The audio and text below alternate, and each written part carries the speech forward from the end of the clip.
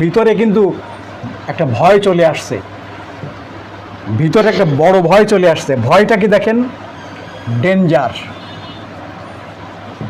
Impression of life to his single symptom, danger impression of life to his.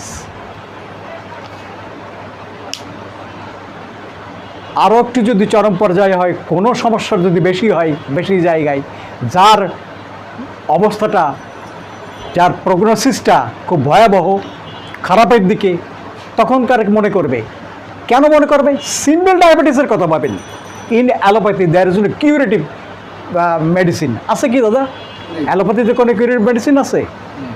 আপনার কাছে তো বলবেই যে হ্যাঁ আপনার ডায়াবেটিস হয়ে গেছে, আপনার সারা জীবন খেয়ে যেতে হবে, যদি খারাপ পর্যায়ে যায় ইনসুলিন নিতে হবে। তখন সে ডায়াবেটিস সম্পর্কে জানবে, আপনার কাছ থেকে জানবে, তথ্য নেবে। সেটা কি? কেন লাইফ ডিসঅর্ডার রয়েছে, তথ্য নেবে। কি তথ্য নেবে? যে ডায়াবেটিস যার হয়, যে আক্রান্ত হয়, তার আরও ডিজিজ এসে হাজির হয়ে যায়। ব্লাড প্রেশার, হার্ট ডিজিজ, বড় বড় ডিজিজ, আপনার কোনো অঙ্গ বাদ যাবে না ডায়াবেটিস ফর্ম করলে। তখন কী হবে? Danger of life, this is impression. Impression মানে প্রভাব পড়া, ডেঞ্জার ইমপ্রেশন। এই জিনিসগুলো তথ্য জানার পরে একটা বিপজ্জনক ইমপ্রেশন আপনার আসবে। কিসের পরে আসবে? লাইফ টু হিজ, তার জীবনের পরে। যে ডিজিজ নেন না কেন, আমি এটা উদাহরণ দিলাম ডায়াবেটিস, এরপরে তো আরও ব্যাপক অন্য অন্য জিনিস রয়েছে। সিমটমটা কোথায় লাগবে যে বিশেষ বিষয়। ওই যে পেশেন্টের ডায়াবেটিস হতে এমন নয়, কিন্তু যে জিনিসটাকে সে মনে করছে তার প্রগনোসিসটা খুব ভয়াবহ, খারাপের দিকে, খুব ফ্যাটাল দিকে যেতে পারে।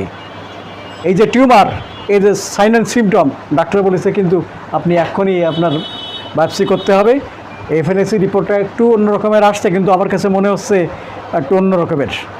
আপনি কাইন্ডলি ইমিডিয়েটলি আপনি বায়োপসি করে আমি ওইটা পাঠিয়ে দিচ্ছি ঢাকাতে। এই কথা বলার পরে আপনার কি আনন্দ আসবে? আসবে কি? এই সিমটম আসবে, মনে এই সিমটমটা অধিকার করবে তখন। এই যে danger impression of life to his, সে যে